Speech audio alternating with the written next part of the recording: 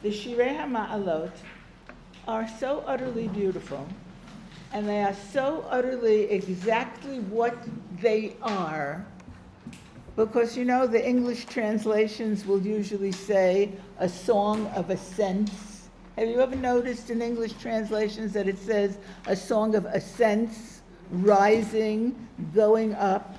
The Shirei Hamaalot make you rise spiritually as well as emotionally. You feel that you are really reaching a certain level. There's something about them that makes you go up. You rise. Basically, there are 15 Mizmorei Tehillim that begin with the word Shir Hamaalot.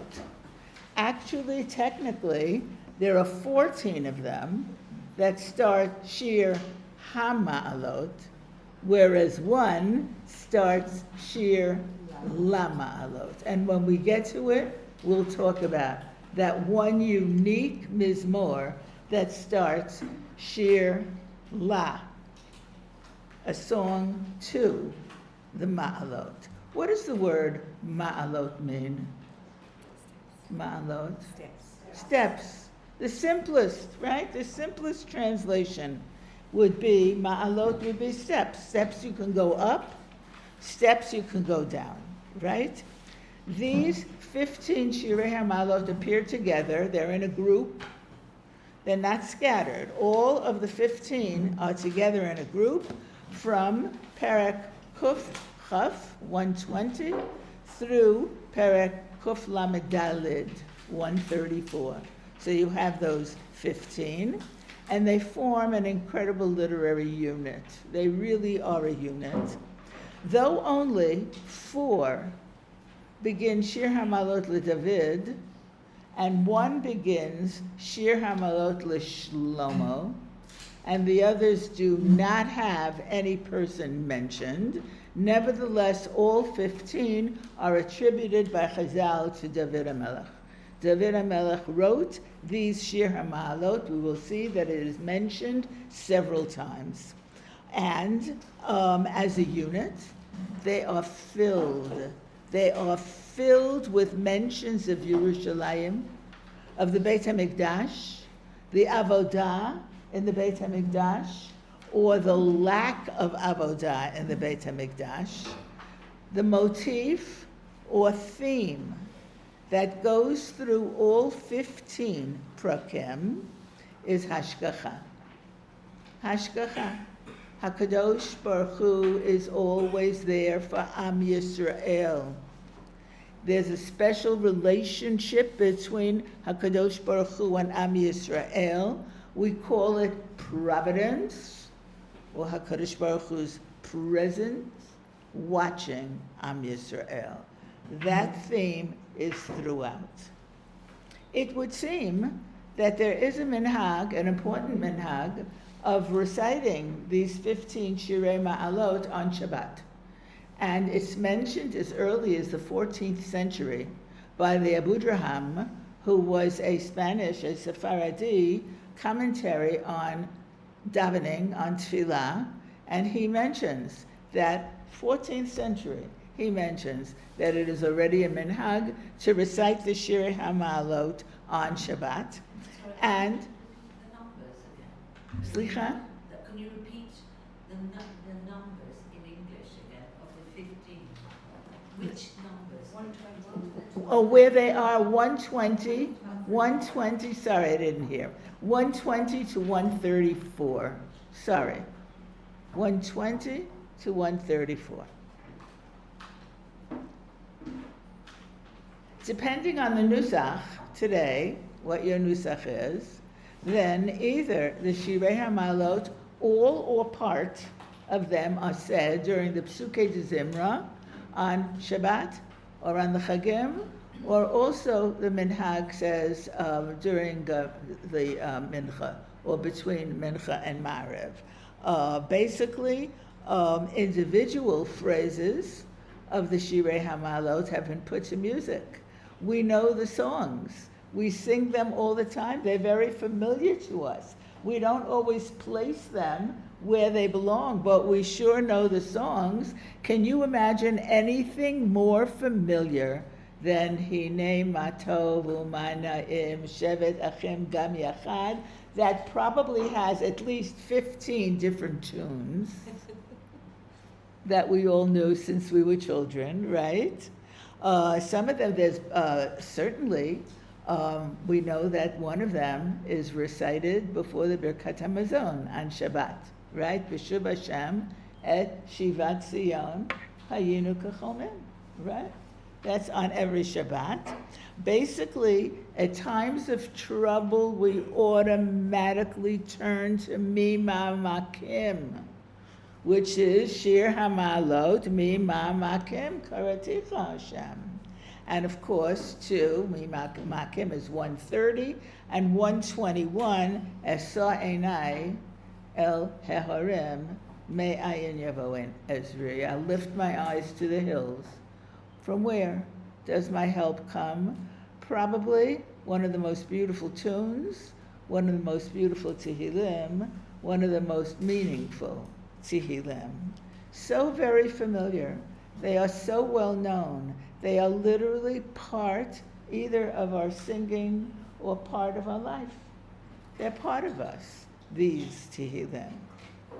But I asked you what the word Ma'alot means, and you told me steps.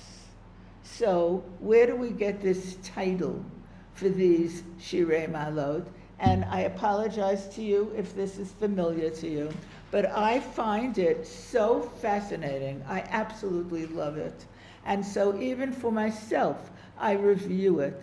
And so the first mention of these Ma'alot and the connection between the idea of steps and these Pirkei Tehillim is in the Mishnah Sukkah. Perek Hey, you have it in your sources. In fact, let me get my sources so that I can tell you exactly where it is. It's the first source. It's the first source that you have. Mishnah Masechet Sukkah.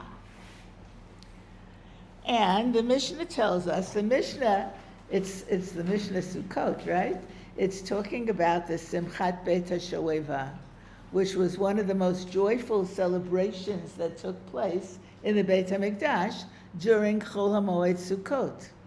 And it's talking about this great simcha, describing it, and it tells us as follows: Chasidim v'anshe ma'aseh, the great people of the community, the Chasidim, the most pious, and the men of accomplishment, hayu merakdim lifnehem, would dance before all of the ordinary people, ba'avukot shel or, with torches of light, shebiyadehem, that were in their hands, va'omrim lifnehem direi shirot v'tishbachot, and they would say before the people words of song and praise, v'halaviyim b'kinorot u'v'nevalim u'v'msiltayim u'v'chatzotrot u'v'chlei shir, and the Leviyim, with all of their musical instruments that they used to play when they led the tefillah, would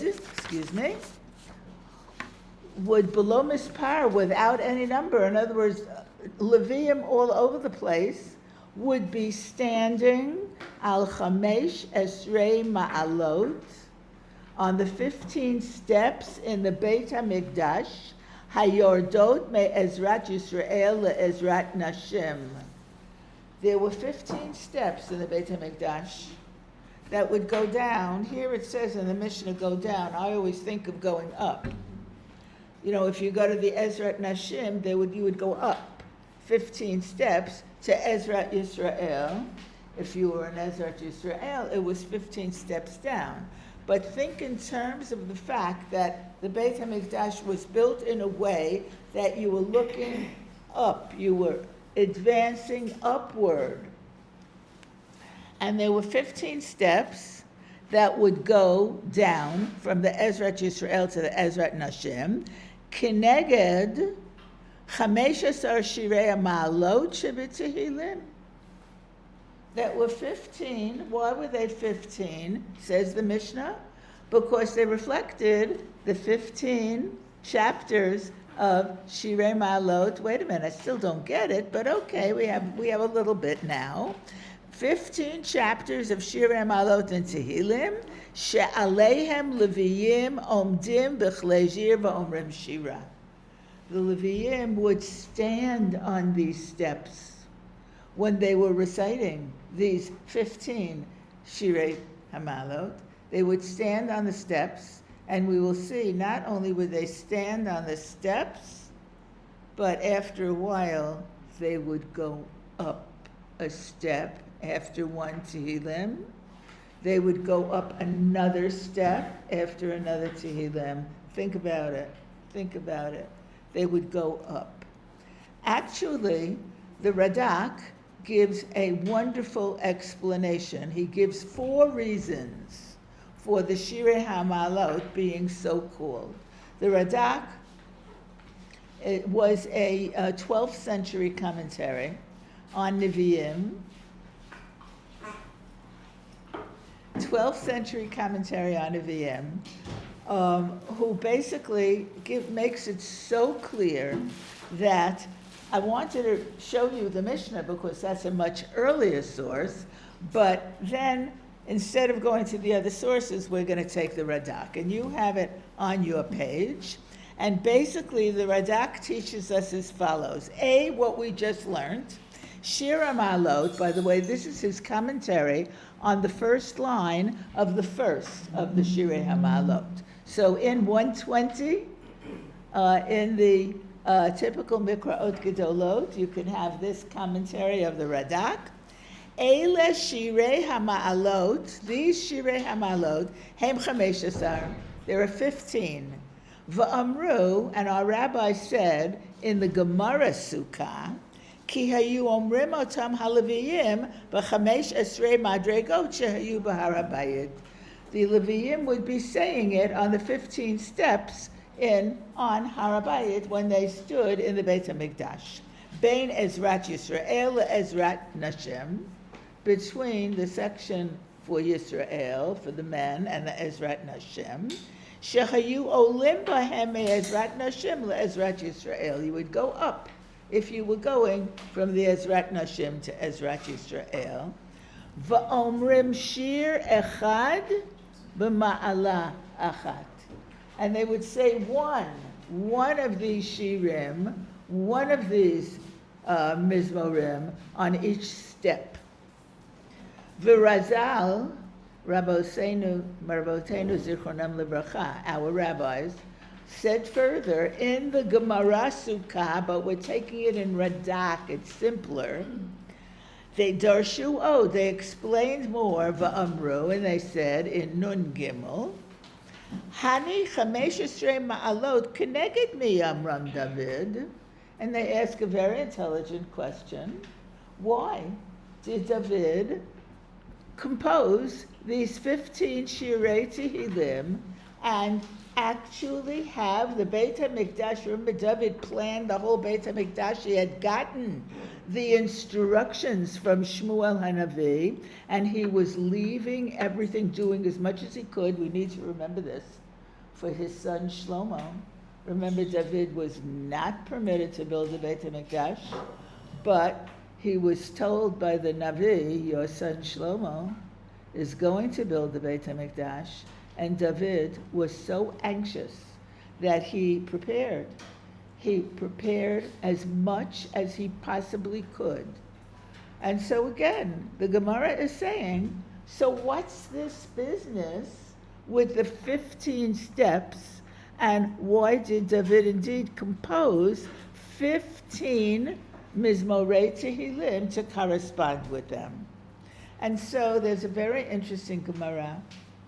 B'sha'a shekara shitin, when David dug out the shitin were holes in the Mizbeach, in which, when there would be the nesach, the wine offering that would go with the korban, they would pour the wine offering into these holes in the Mizbeach, And those holes went all the way down into the foundations of the earth underneath the Beit HaMikdash.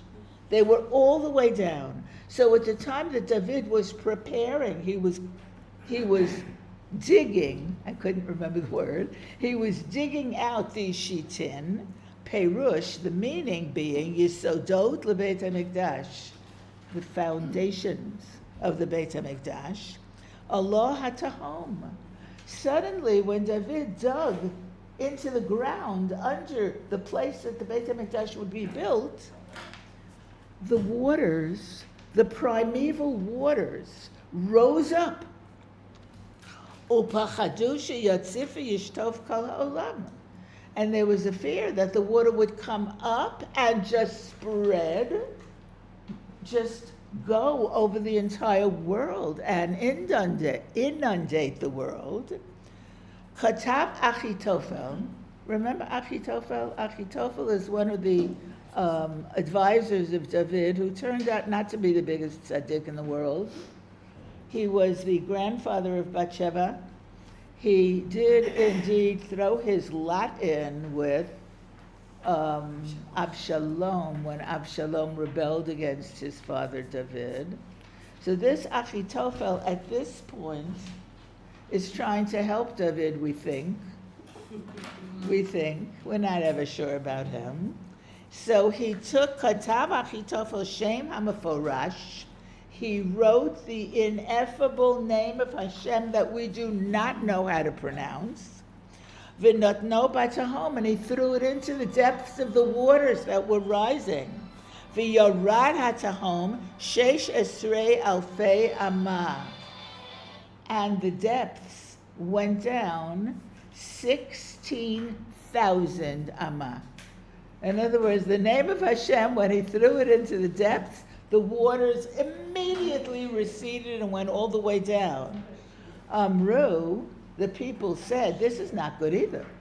We need to have water that is keeping the earth wet, that is keeping the earth moist. They said, Tov hayala olam, shelo yorad kol kach hatahom. It's good for the whole world when there is water that is not so deep. Ki amayim hem TORAH la'olam, because water is necessary. Amar, David immediately said, Chamesh Asar Shir Hamaalot. David then recited these 15 chapters that start with the word Shir Hamaalot. Ve'elahu Chamesh Esrei Alfei Amah. And for every one of them it went up 100,000 amah. And so it was 1,500 altogether, 1,500,000 amah. V'hamido al elef ma, and David left the last 1,000. In other words, the water was 1,000 amah under the surface of the ground. Something about the Shirei Hamaalot were able to restore the balance of moisture, of water in the earth to a proper level. Something about David's recitation of these 15 Mizmorei Tehillim were able to do this trick. And as soon as he recited them, the water came back and stayed 1,000 amot underneath. And that's the second reason. So one, the Levium would stand on the steps. The second reason, there was a problem with the water. The water threatened to sweep over the entire world, and when David recited the 15 Shirei Hamaalot, the water was able to return to a normal level. So that's the second idea for Ma'alot. But we need that now. Excuse me? We need that So now. we do, we need it now. But you see, but but we have the power, my friends. We have those 15. That's the point. David left it for us, yes. So just explain why David wrote 15 to begin with. why he wrote 15. Oh my God, you're really demanding. Why were there 15? According to this Gemara, the water dropped 16,000 amot. The water dropped after they said. No. 15. Listen, the water dropped when Achitophel threw the piece of paper with the Shem HaMeforash. The water dropped 16,000 levels, amot. And so David said, 16,000, we don't want to bring it all the way up. We want to leave the water at a certain... Then he wrote 15. Then he wrote the Okay, 15. I understand it. That's what the Gemara is telling us. Okay. That's what the Gemara is telling us. There's a little bit of fantasy there, but I think that the point of it is that there was a tikkun, that it was a tikkun that was made.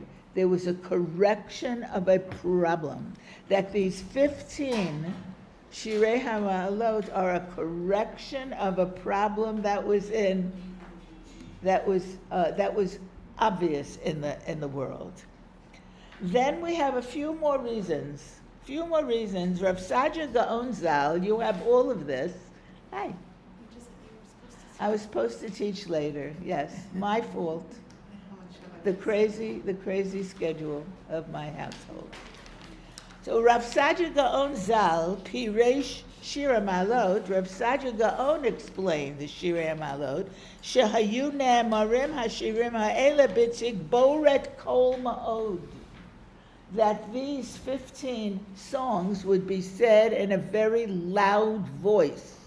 So ma'alot, high voice, these would be said in an extremely loud voice, uv'chol shir mehem, and each one, as they kept on singing them, the Leviim on the steps, they would raise their voice a little bit louder.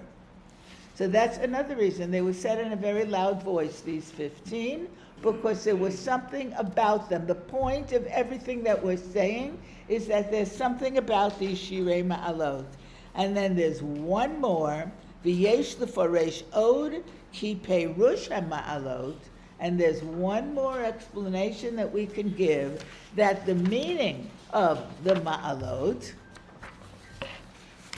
are the Galut, coming up back to Eretz Yisrael. Like we say today, we make Aliyah. In the time of Ezra, the expression was Ma'aleh, going up to Eretz Yisrael, going back to build the second Beit HaMikdash, was called Ma'alot. Excuse me. She'atidim Yisrael la'alot mehagalot el Eretz Yisrael. David saw with his Ruach HaKodesh that there would be a time that Yisrael would be exiled, would be sent out of their land, and they would be coming up again to Eretz Yisrael. Ve'elu hashirim ne'emarim al lashon b'nei hagalot kulam. And David wrote these 15 chapters for the people coming back from the exile to recite as they were coming back to Eretz Yisrael, which you can see, they fit. Think about, Omdot hayu ragleinu, bisharayich Yerushalayim. We're going back. We will be standing there. We are almost there. And so, according to that fourth explanation, David wrote them. Of course, this does not explain why 15, but you have the 15 steps. You have the 15 levels of the water. You have all kinds of things that we can put together.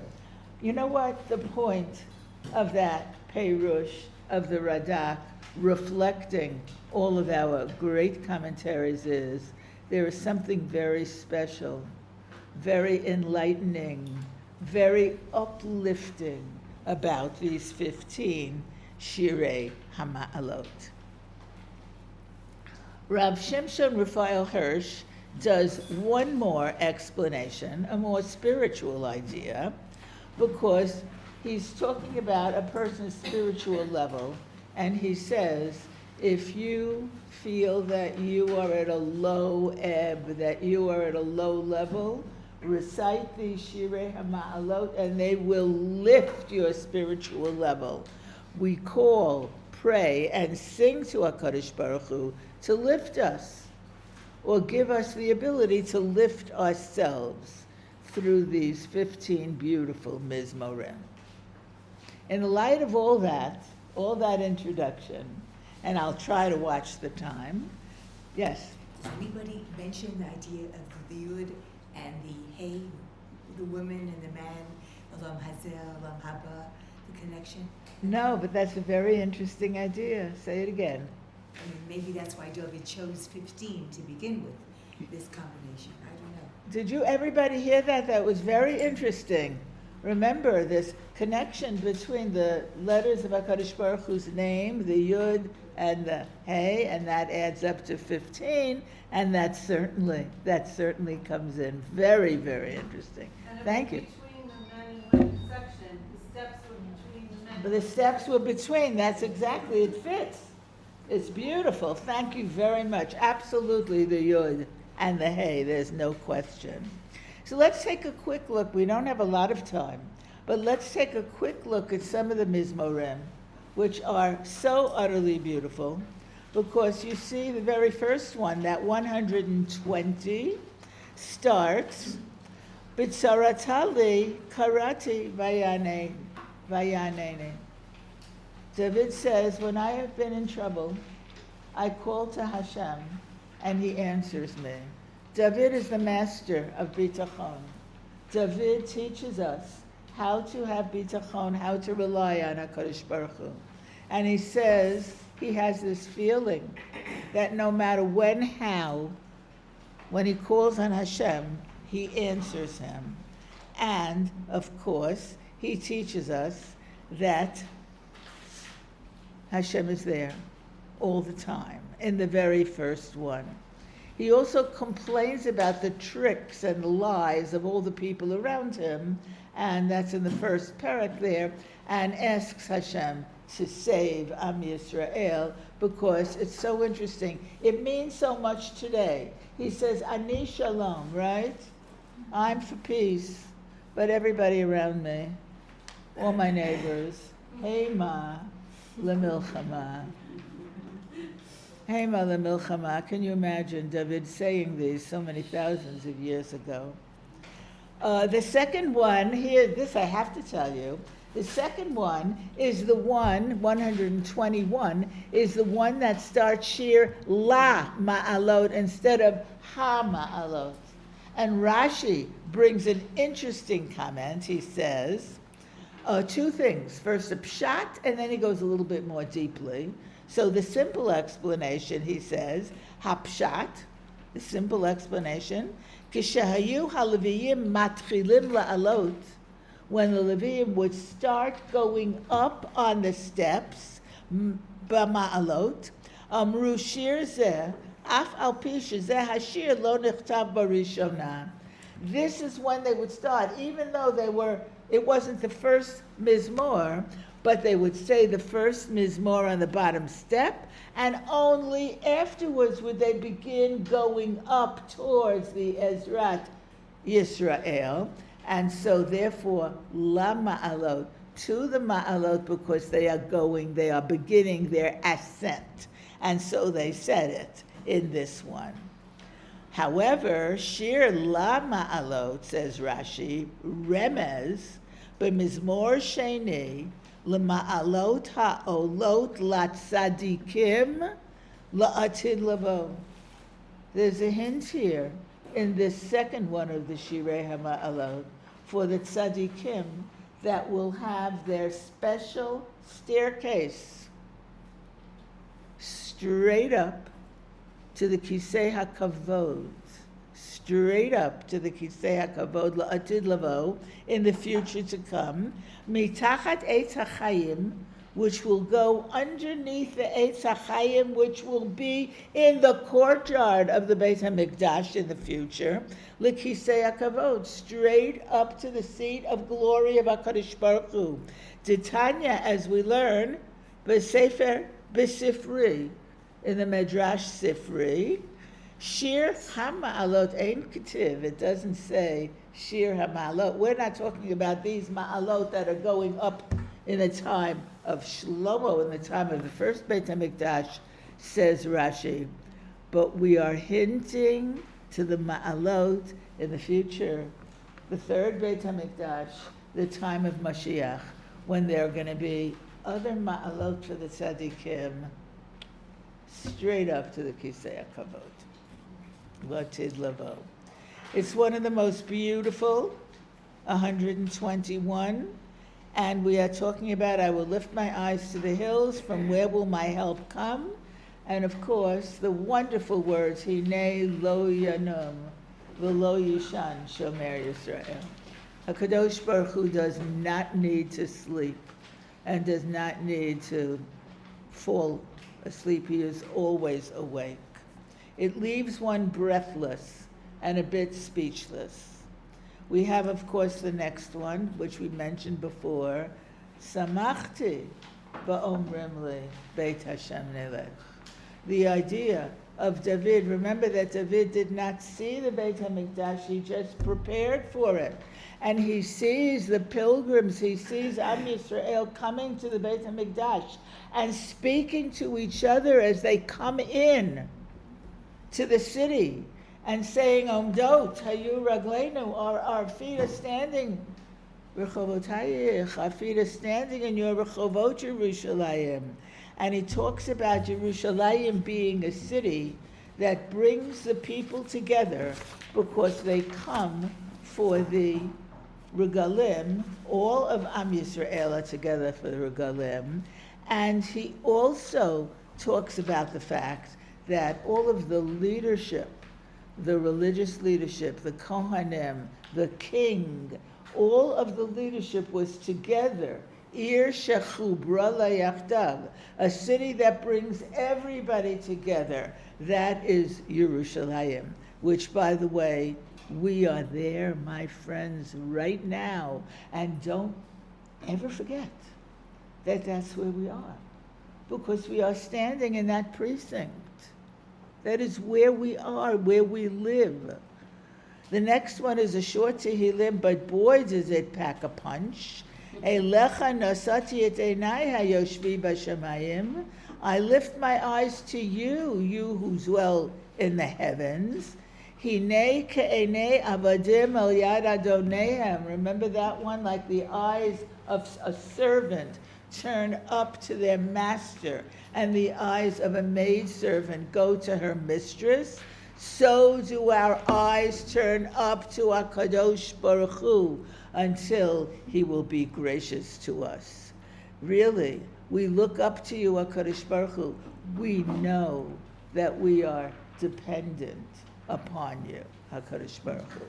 Okay, a personal note about this one.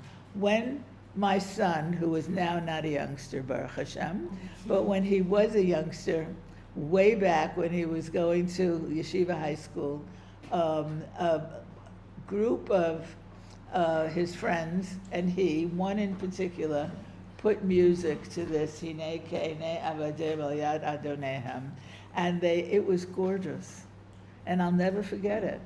It was so utterly beautiful because they captured in the music, they captured that feeling of lifting your eyes and knowing that you are totally dependent on HaKadosh Baruch Hu.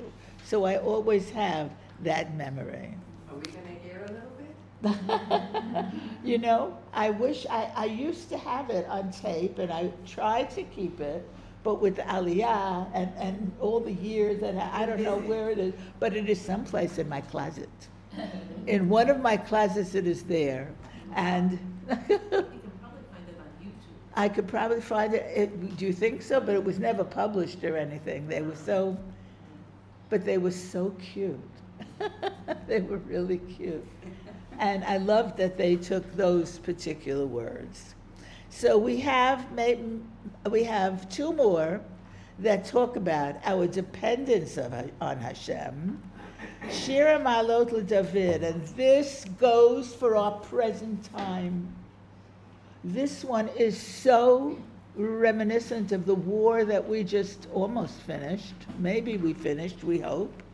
Lulei LeDavid, Shir Hamaalot, this one says, one of the ones that says LeDavid, Lulei Hashem Shehayalanu, if it would not be for Hashem that is always watching us, Yomarna Yisrael, says Yisrael, Lulei Hashem Shehayalanu Bukum Aleinu Adam, if it were not for Hashem who is always with us when men rise up against us, Azai Chayim B'la'unu, they would swallow us alive. Our enemies would swallow us alive with their anger at us. It compares other nations to a roaring river that would sweep over us. It is so true that it is frightening all through the ages. And the next one, Shir Hamaalot, Habotchem B'Hashem Kahar Tzion Lo Yamot L'Olam Va'ed. Those who trust in Hashem are as firmly planted as Har Tzion itself that will never move forever. Yerushalayim Harim Savivla. Yerushalayim has mountains around her. V'Hashem Saviv La'amo. So it is two Pirkei Tehillim that talk totally about trust, about Hashem being with us, that really now are important to say. The next one is the one that we say before Birkat HaMazon on Shabbat. Shir Hamaalot B'Shuv Hashem et Shivat Zion Hayinu K'cholmim. You know, Shabbat is Me'ein Olam Haba. Shabbat is a little piece of Olam Haba.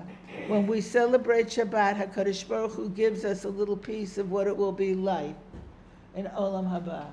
And so remind ourselves that there will be a Geula. It is a very, very strange, dreamlike Tehillim. If you look closely at the Tehillim, you will notice that the tenses are all mixed up. Let me put it to you.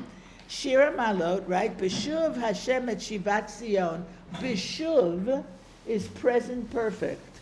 When Hashem will be returning the exiles of Zion, Hayinu k'cholmim, we were past tense, like dreamers. Az yimale, future. Us, then, our mouths will be filled. It is mixing up tenses because David is telling us the idea of Geula is always with us. It will come for sure, but we need to hold on to it in the present, B'Shuv Hashem, when Hashem will be in the state of bringing it, because at that time, Yimale, it will be as though, past tense, say Chazal, as though all of our existence until that time was like a dream. Not that we'll be dreaming then, but it will be as though, past tense, all our existence before that was nothing but a dream, which is really an amazing idea. Dream-like quality, very beautiful, and of course we all sing it, do we not? Something that you can almost hear David speaking to his son Shlomo. Those of us who have learned Divrei Hayamim and who love it, we know that David spoke to his son Shlomo and encouraged him and told him Hashem has chosen you to build the Beit HaMikdash. And he says to him, Shir Hamaalot l'Shlomo, Im Hashem lo yivneh bayit, if Hashem does not build a house, Shav amlu bo navbo, then it's for no reason that the builders are working on it.